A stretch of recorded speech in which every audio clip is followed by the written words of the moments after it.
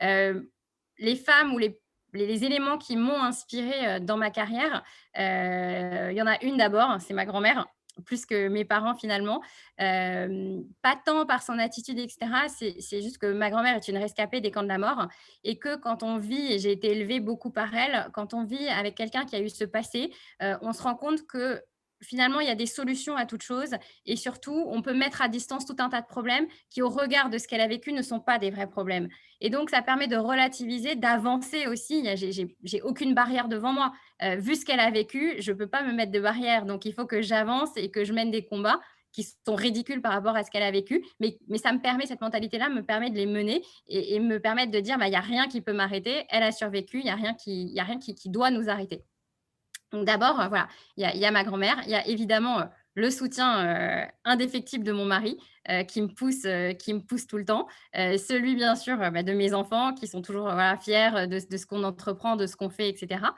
Et puis après il y a quelques femmes dont Maud Bailly, voilà, qui est très inspirante. Je vous encourage vraiment à regarder, ses différentes interventions et cetera, sur comment elle a jamais rien lâché. Comment est-ce qu'elle a, pour ses concours, pour ses différents postes et cetera. Jamais rien lâché, donc c'est vraiment un mot d'ordre, c'est: «Je lâche rien et je vais là où j'ai envie d'aller, rien ne peut m'arrêter. Au pire, c'est un échec, c'est pas grave, je recommence».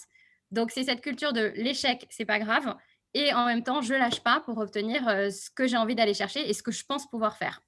Après, il y a d'autres femmes beaucoup plus proches de moi et aujourd'hui, voilà, c'est une très grande amie, c'est, Françoise Maigret qui était une des premières partners chez Linkletter et une des rares femmes, il y a quelques années encore, partner en real estate, qui, dans cette même mentalité, bah, ne lâchent jamais rien et qui sont extrêmement inspirantes et voilà, Françoise est une des premières à m'avoir accueillie dans l'immobilier et m'avoir guidée dans l'immobilier. Et alors, donc, raconte, donc tu as envoyé ton application à UBS et tout de suite été embauché. Donc, en sortant de quelle Alors école, et on quelle est, raison et pourquoi la mathématique t'a passionné? Alors pourquoi les mathématiques? Bah, ça a été finalement, enfin c'était plus des stats que des maths, ça a été très opportuniste, donc ça a été un magistère de modélisation appliquée à la gestion. En parallèle, j'ai fait de l'économétrie, donc on est avant le 11 septembre 2001, on n'a pas de gros problèmes de chômage à l'époque et puis en sortant, voilà, en sortant de ces 2 cursus, je pouvais aller soit dans l'assurance en tant qu'actuaire, soit, puisque j'avais aussi, dans le cadre de mon magistère de modélisation en gestion, une spécificité banque, soit rentrer dans la banque et puis je me suis dit: «Bah, la banque, ça a l'air, c'était pas tellement plus sexy que l'actuariat, mais quand même un peu plus. Donc allons voir ce qui se passe dans la banque».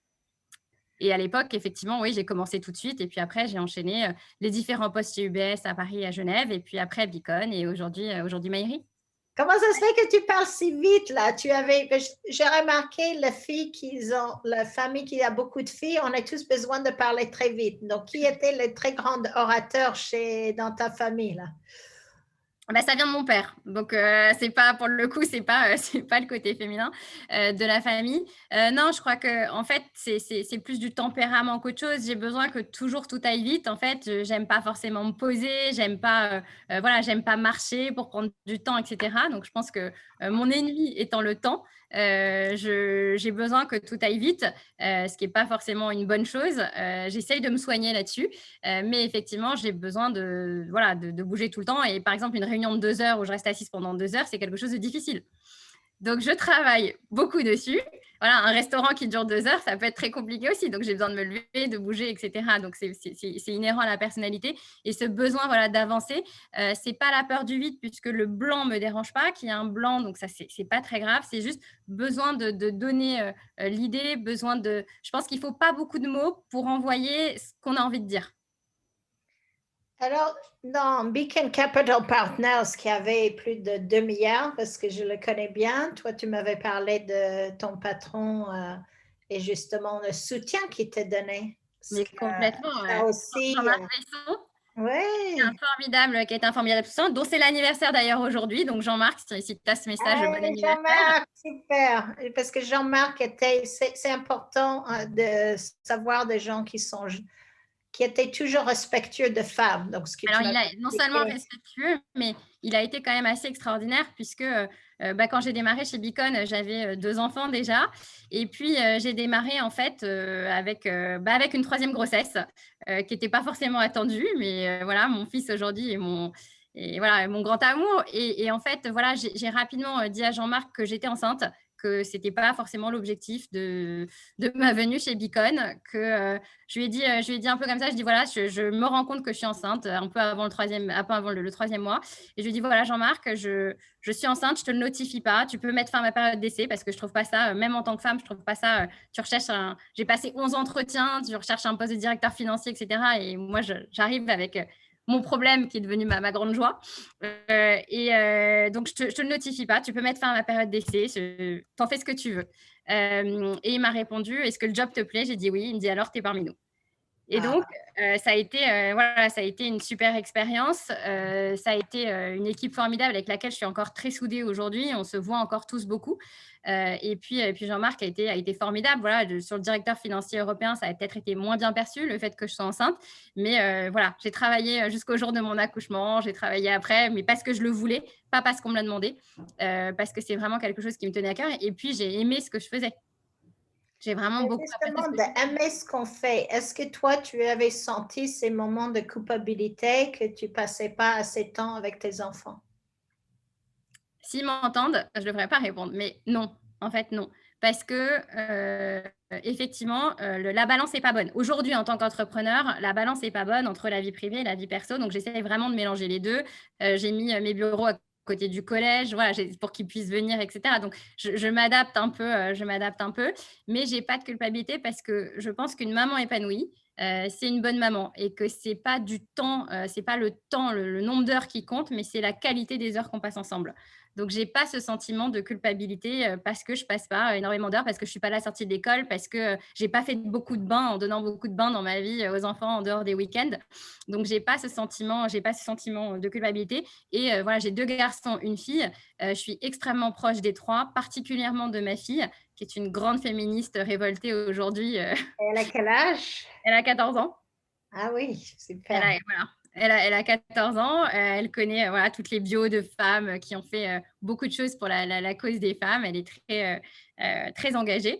Ça se calmera certainement dans les années à venir. Mais voilà, je suis très, très proche de mes enfants, même si le temps que je leur consacre n'est pas très conséquent. Comme tes enfants travaillaient autour de toi quand tu étais confinée à la maison, C'était euh, pas une famille. et donc cette expérience de tous ces enfants qui voient qu'est-ce que c'est une mère qui travaille particulièrement.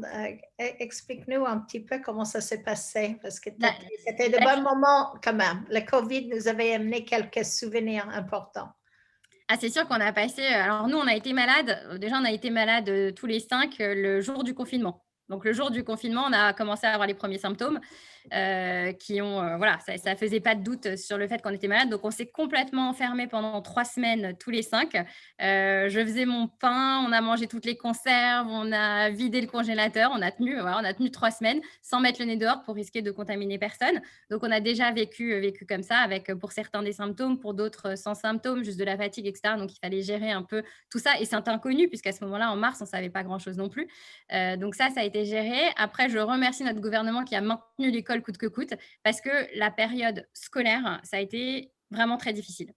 Ça a été très difficile parce que moi, ils sont en collège public, et que le collège public n'était pas prêt à faire des cours distanciels. Donc, il a fallu en même temps être prof de 3 collégiens, et en même temps gérer une entreprise, et en même temps s'occuper de la maison. Parce qu'il n'y a plus de cantine, qu'il faut faire à manger pour 5, 3 fois par jour. Et même si avec mon mari, on se répartissait complètement les tâches, ça a été à assumer une période vraiment très compliquée. Une période dans laquelle on est sorti plus fort, je pense, et encore plus soudés tous les cinq, mais en termes de gestion du temps qui a été très, très compliqué. Et j'aimerais bien, voilà, je croise les doigts pour que l'école ne soit plus supprimée, et qu'on maintienne le présentiel à l'école le plus possible. Alors, j'espère que ta fille qui est révolutionnaire, qu'on va pouvoir faire une interview mère et fille. Je Avec te plaisir. donne un petit scoop parce qu'hier, je parlais avec Mathias Navarro, le cofondateur de Redman. Et ce qu'il m'a confié, c'est que sa mère, qui était journaliste, qui n'a jamais arrêté l'a tellement inspiré que dans sa société, il avait justement la parité et ce respect de femmes. Alors, il m'a donné l'inspiration donc ça ne durera pas peut-être 2 heures, mais il m'a donné l'inspiration de faire les fils qui parlent de leur mère. Excellent. Donc, oui, parce que on le voit et c'est évident qu'aujourd'hui, les sociétés qui ont la parité, donc on travaille avec Christina Lunghi qui avait créé le label GIS et également avec toi, je ne t'ai pas envoyé la lettre, mais Christina va nous amener au ministère justement avec la pétition sur l'intelligence artificielle parce que je ne sais pas pour toi, avec tous les logiciels, si l'intelligence, est-ce que tu as une intelligence artificielle derrière Myri? Est-ce que ça existe? Alors, l'intelligence artificielle, mes développeurs, mon head of engineering, et cetera, me taperaient sur les doigts si on parlait d'intelligence artificielle. On va parler d'algorithmie.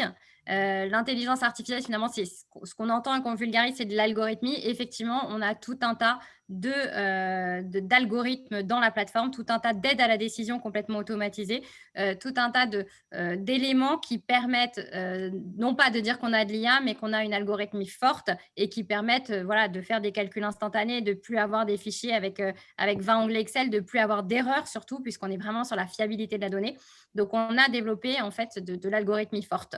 Est-ce qu'on ira vers plus d'IA demain avec des scénarios de recommandation, c'est-à-dire que plus il y aura de données et plus on pourra dire non, mais sur tel immeuble, dans tel secteur, je te recommande un business plan plutôt d'hôtellerie ou d'éléments mixtes ou d'habitation, etc.